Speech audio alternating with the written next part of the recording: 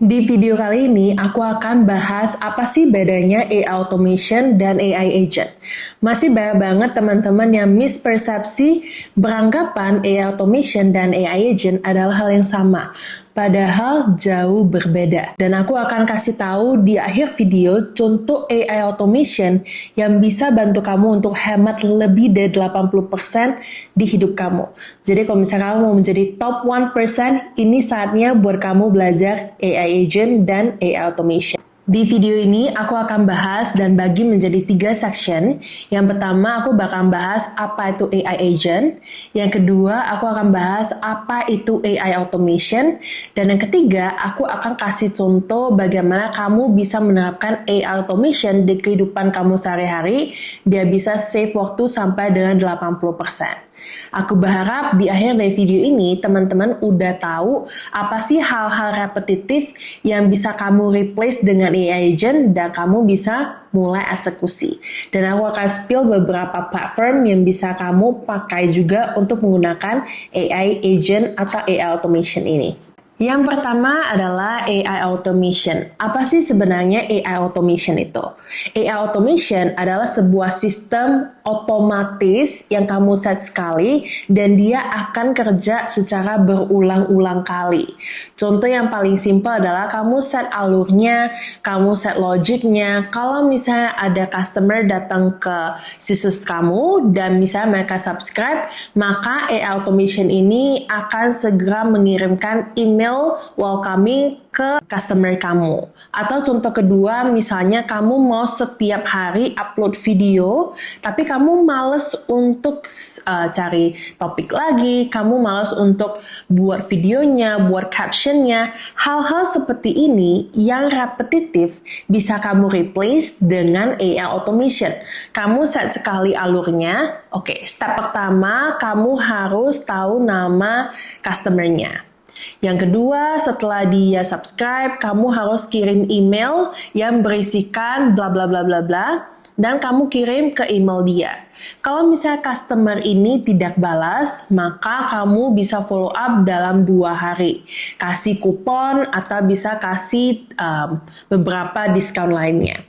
Tapi kalau misalnya dia customer-nya subscribe, terus dikirim email dan ternyata customer-nya itu bales, kamu mungkin bisa kasih free apapun itu, misalnya free voucher atau free apa. Jadi step by step-nya ini, logiknya ini udah kamu set, tinggal dijalankan oleh AI automation ini. Yang paling gampang untuk kamu tahu adalah 3 ciri khas untuk AI automation adalah harus punya script atau harus punya logiknya yang udah di-set di awal.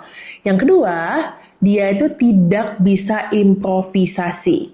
Artinya setelah step 1, step 2, step 3, dia akan mengikuti alurnya aja. Dan yang ketiga, pastinya adalah dia sangat berguna untuk tugas-tugas yang repetitif. Tapi ada kelemahannya ketika kamu butuh dia lebih menganalisis sesuatu, mungkin kurang cocok ketika kita memilih AI automation. Maka kita lanjut bahas ke yang kedua, yaitu apa sih sebenarnya AI agent itu. Nah, kemarin-kemarin mungkin hype-nya adalah AI automation, tapi sekarang hype-nya adalah AI agent. AI agent ini kamu anggapnya adalah seorang personal assistant kamu yang cukup pintar dalam segala hal, asalkan kamu kasih mereka tools-nya aja, mereka bisa ngelakuin semuanya. Mereka bisa analisis, mereka bisa improvisasi, dan kamu nggak harus kasih tahu step by step-nya seperti yang AI automation tadi. Nah, misalnya nih, kamu mau hire seseorang yang mungkin lebih jago di bidang marketing. Dan kamu kebetulan mungkin tidak ada skill marketing. Yang akan kamu kasih tahu adalah, aku pengen perusahaan aku memiliki campaign untuk situasi Idul Fitri. Tolong buatkan campaign-nya dan kira-kira prospeknya bagaimana. Karena orang ini adalah orang yang memang udah punya skill di marketing, dia bisa secara pintar untuk merancang semuanya tanpa kamu harus kasih tahu step by step-nya. Dan itu memang adalah goal kamu ketika kamu mau meng-hire dia. Dia bakal buat kanvasnya dulu, plan idenya dulu, sampai membuat eksekusinya. Bisa jadi banner, cari partnership, dan lain-lain. Sama halnya dengan AI agent. Kamu nggak harus kasih tahu step by step, tapi kamu kasih tahu end goal-nya kamu mau apa. Sesimpel misalnya kamu bilang, aku pengen ketemu dengan partner di tanggal 12 pukul 5. Coba tolong cek di kalender aku apakah bisa. Kalau misalnya bisa, tolong buatkan appointment itu. Nah, AI agent ini tanpa kamu harus kasih tahu step by step-nya. Oke, kamu ke kalender dulu, cek dulu. Terus kalau misalnya nggak ada, kamu balik lagi ke aku. Kalau misalnya ada jadwal kosong, kamu harus isi langsung dan lain. Kamu nggak usah kasih tahu step by step-nya. Kamu cukup kasih dia akses ke Google Calendar kamu, dan sisanya akan dia kerjakan. Jadi dia bakalan berpikir sebentar, namanya reasoning, untuk lihat, oke, apa yang akan aku lakukan dahulu. Logiknya akan dia set step 1, 2, 3, dan 4. Jadi dia akan ke kalender kamu untuk lihat apakah ada slot yang kosong, dan apabila ada slot yang kosong, dia langsung buat appointment dengan partner kamu. Terus dia akan mengirimkan langsung invitation ke partner kamu tanpa kamu kasih tahu. Dan selesai semuanya, dia akan lapor kembali ke kamu, udah selesai dan meeting kamu di schedule di tanggal sekian-sekian.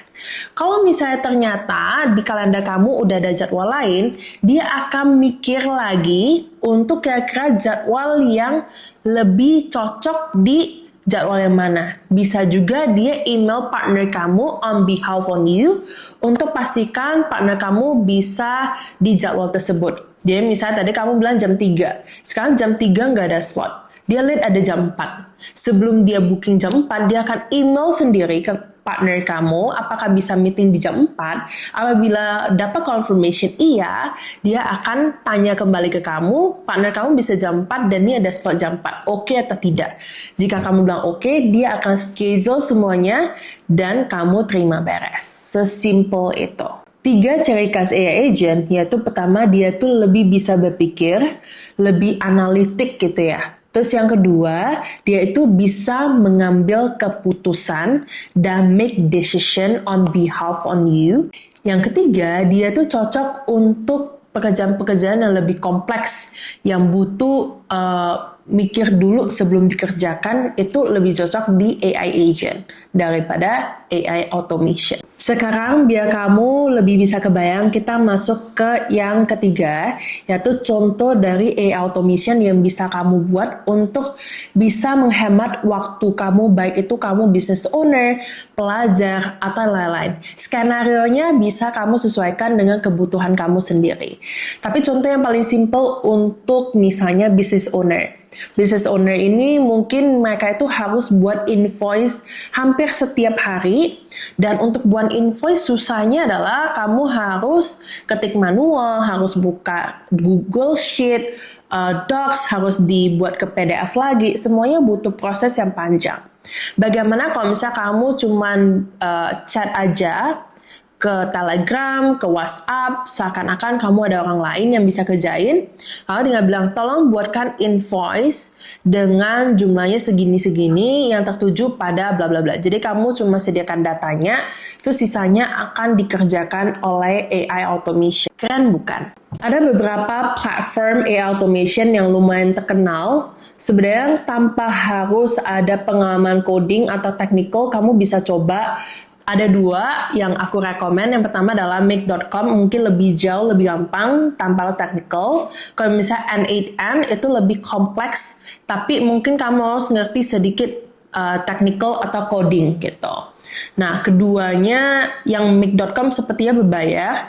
Kalau yang N8N itu sebenarnya berbayar kalau misalnya kamu mau implementasikan di cloud. Tapi kalau misalnya kamu local server, itu bisa gratis, tapi kamu cuma bisa untuk sehari-harian kamu aja. Kalau misalnya kamu penasaran gimana caranya install gratis N8N, atau mau dibuatkan AI automation spesifik di apa, langsung aja komen di bawah. Jangan lupa follow dan subscribe, like, share video ini ke teman-teman kamu. Kalau misalnya rame, aku bakal lanjut di video selanjutnya untuk bantu kamu gimana caranya download N8N dan gunakan AI automation secara gratis 100%. Kamu palingan hanya butuh bayar API dari model yang bakal kamu pakai aja. Jangan lupa share, comment, like, dan I'll see you in the next video. Bye.